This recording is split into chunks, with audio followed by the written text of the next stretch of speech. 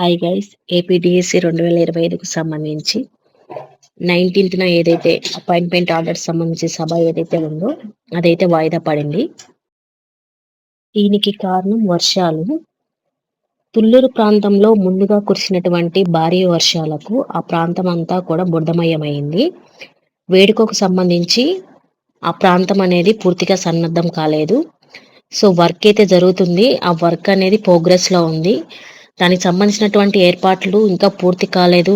అలాగే ఆ ప్లేస్ అనేది అంతా బురద అయింది కాబట్టి దానికి సంబంధించినటువంటి సభ అయితే వాయిదా వేశారు.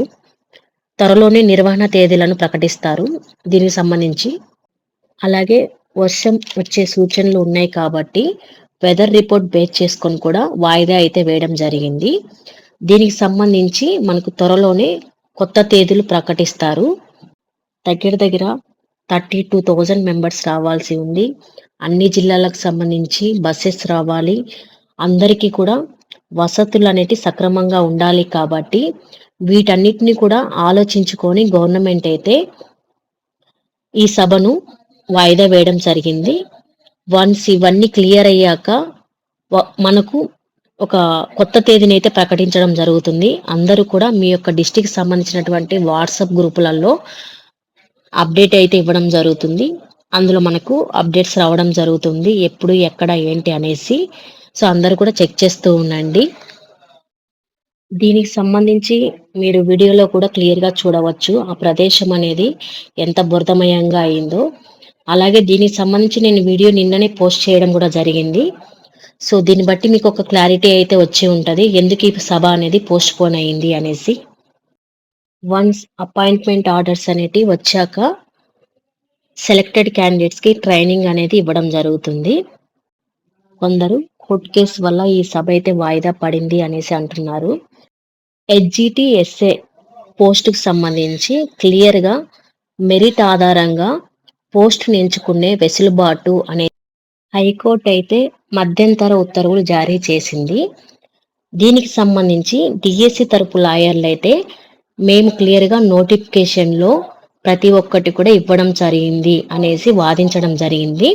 దీనిపై కోర్టు 6 వారాలలో తగిన ఆధారాలతో సమర్పించాలని కోరారు. దీనికి సంబంధించి ఈ యొక్క ఆర్డర్స్ అనేవి మధ్యంతర ఉత్తర్వులు మాత్రమే. ఒకవేళ కోర్టు తీర్పే అయితే ఈ ప్రోగ్రాం సంబంధించి అన్ని ఏర్పాట్లు కూడా ఆ రోజే స్టాప్ చేసేవాళ్ళు. కానీ కోర్టు అనేది టైం ఇవ్వడం జరిగింది. దానికి తగినటువంటి ఇంకా ఎటువంటి క్లియరెన్స్ అనేది ఇవ్వలేదు కాబట్టి ఇవన్నీ కూడా యాజ్ యూజువల్ జరుగుతున్నాయి. కోర్టు యొక్క తీర్పు అనేది అండర్ ప్రోగ్రెస్లో ఉంది.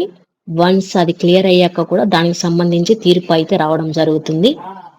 ఇంకపోతే క్యాండిడేట్ లాగిన్లో రిపోర్ట్స్ అని ఒక ఆప్షన్ అయితే యాడ్ అవ్వడం జరిగింది నిన్న. దీనికి సంబంధించి స్పోర్ట్స్ కోటాకు సంబంధించి రిపోర్ట్స్ దగ్గర అయితే అబ్జెక్షన్ స్టేటస్ అని చూపిస్తుంది. స్టేటస్ రిపోర్ట్ అనేసి grievance type, objection remarks, relevant doc, reply document. ఇక్కడ మీరు క్లియర్గా గమనిస్తే ఈ గ్రీవెన్స్ అనేటి మీరు రైజ్ చేసినటువంటివి మనకు శాప్ నుంచి ఎటువంటి రిప్లై అనేది అక్కడ చూపించడం లేదు. Not at replied, not at uploaded అనేసి చూపిస్తుంది లాస్ట్ కాలమ్స్లో.